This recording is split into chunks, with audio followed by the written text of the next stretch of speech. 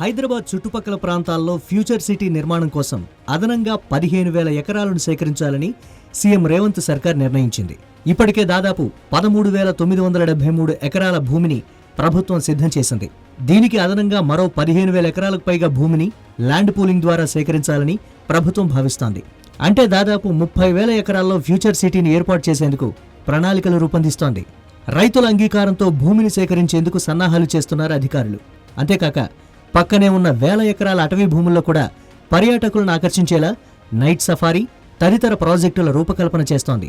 Future city నిర్మాణ పనులను శరవేగంగా చేపట్టేందుకు ప్రత్యేక అథారిటీని నియమించనుంది ప్రభుత్వం. దానికి పాలకవర్గంతో పాటు కార్యనిర్వాహక మండలిని కూడా ఏర్పాటు చేయాలని ప్రభుత్వం యోచిస్తోంది.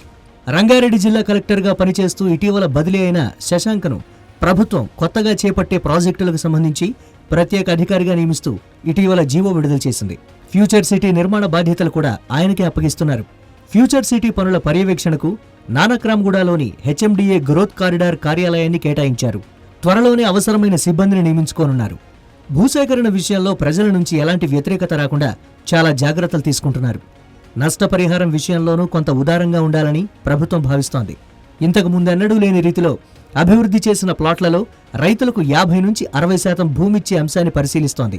రైతులు కోల్పోతున్న భూమి విలువకు సమానంగా ఉండేలా అన్ని రకాలుగా అభివృద్ధి చేసిన ప్లాట్లను ఇవ్వాలని భావిస్తోంది. ఫ్యూచర్ సిటీలో నిర్మించే ప్రధాన రోడ్లకు ఆనుకొని ఉండే ప్లాట్లనే బాధిత రైతులకు కేటాయించనున్నట్లు సమాచారం. ఆ ప్లాట్లలో భారీ నిర్మాణాలకు అనుమతులు ఇవ్వనున్నారు. దీంతో రైతులకిచ్చే ప్లాట్లకు ఎక్కువ ధర లభించే అవకాశాలుంటాయని భావిస్తున్నారు ప్రభుత్వ అధికారులు.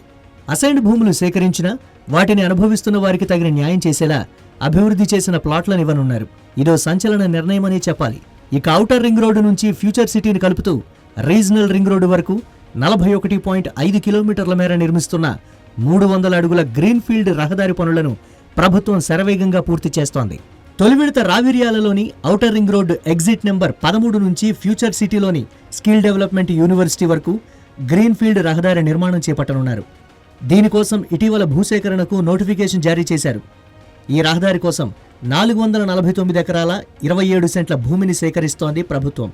6 లేన్ల గ్రీన్ఫీల్డ్ రహదారి వెంటే మెట్రో రైలు నిర్మాణం కూడా చేపట్టనుంది.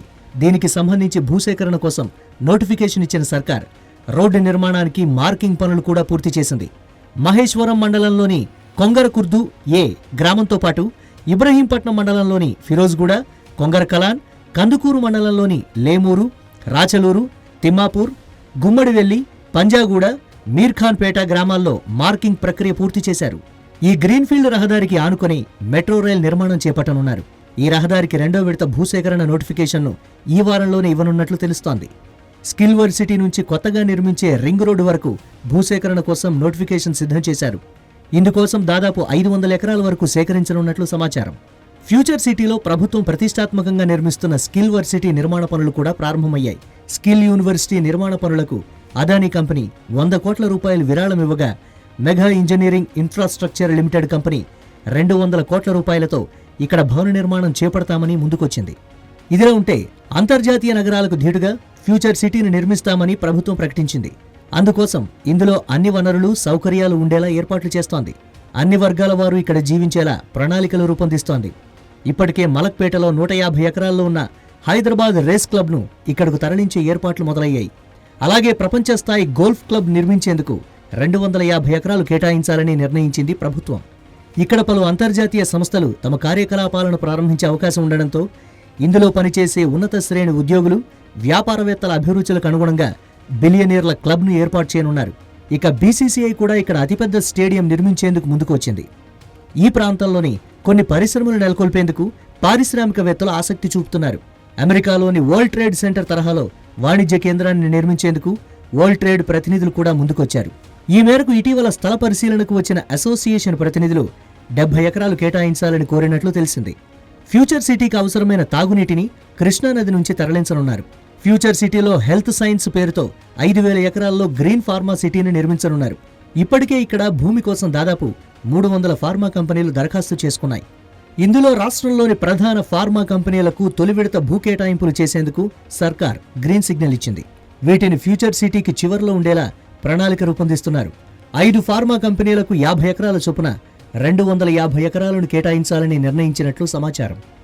మేడిపల్లి గ్రామ పరిధిలో ఈ భూ కేటాయింపులు చేయనున్నట్లు తెలిసింది. ఇక్కడ ఎలాంటి కాలుష్యం లేకుండా పరిశోధన చేసే సంస్థలకు బయట నుంచి ముడిసరుకు తీసుకొచ్చి ఔషధాలు తయారు చేసే సంస్థలకే భూములివ్వనున్నారు.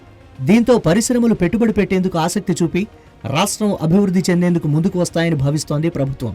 తద్వారా తెలంగాణలో మరో స్మార్ట్ సిటీని చూసే అవకాశం త్వరలోనే ఉందని చెప్పక తప్పదు. ఈ ప్రాజెక్టు పూర్తయితే సీఎం రేవంత్ రెడ్డి చరిష్మా మరింత పెరిగి విజన్ ఉన్న లీడర్గా పేరు పొందే అవకాశం ఉంది.